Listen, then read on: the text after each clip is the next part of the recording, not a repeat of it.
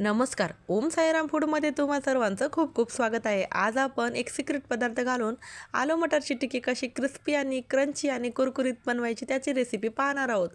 तर चला तर मग आपण रेसिपीला सुरुवात करूया. त्यासाठी मी रात्री 2 बटाटे उकडवून फ्रीजला ठेवले होते. कारण मग सकाळमध्ये हा व्हिडिओ मी 6:30ला शूट केला, कारण माझी मुलगी 7:15ला शाळेला जाते. मग सकाळमध्ये ही तयारी झाली नसती म्हणून मी रात्री सगळी तयारी करून फ्रीजला ठेवली. 2 बटाटे उकडवून घेतले होते रात्री, त्याची साल काढून घेतली मी सकाळी. त्यामध्ये थोडीशी पत्ताकोबी किसून घेतली. तुम्हाला ज्या भाज्या आवडत असतील तर तुम्ही त्या घालू शकता. माझ्याकडे ज्या अवेलेबल होत्या मी त्या घातल्या.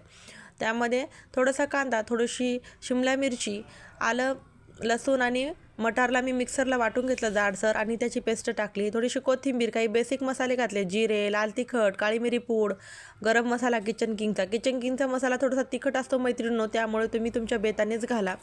आणि तुमच्या मुलांना तुम्ही कितपत आवडतं त्यानुसार तुम्ही तुमच्या आवडीनुसार तिखट कमी जास्त करू शकता. त्यामध्ये आता मी चवीनुसार मीठ घालत आहे. आणि मी रात्रीच हा साबुदाणा भिजवून घेतला होता, कारण सकाळमध्ये हा जाड साबुदाणा भिजला नसता म्हणून मी रात्रीच अंदाजे 1 वाटी साबुदाणा भिजवून घेतला. आणि त्यामध्ये आता गाजर किसायचं म्हणजे गाजर किसलेलं टाकायचं विसरून गेली होती, तो मी नंतर घातला. आणि त्यामध्ये 2 हिरवी मिरचीचे बारीक काप टाकले. हिरवी मिरची जर आवडत नसेल तर तुम्ही स्किप करू शकता तुमच्या आवडीनुसार. आणि थोडंसं मी लिंबू पण पिळून घातलं होतं मैत्रिणीनं, कारण मग चवीला खूप छान लागतं.